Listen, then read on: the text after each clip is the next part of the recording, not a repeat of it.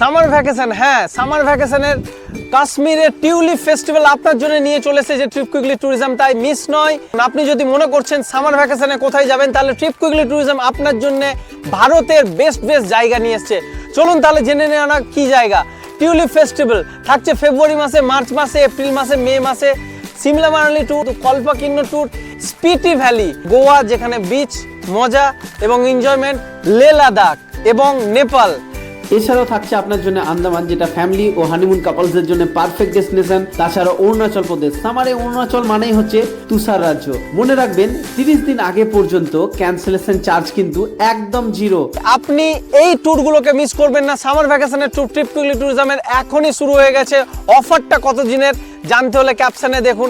আপনার জন্য থাকছে আপ টু 20% ডিসকাউন্ট।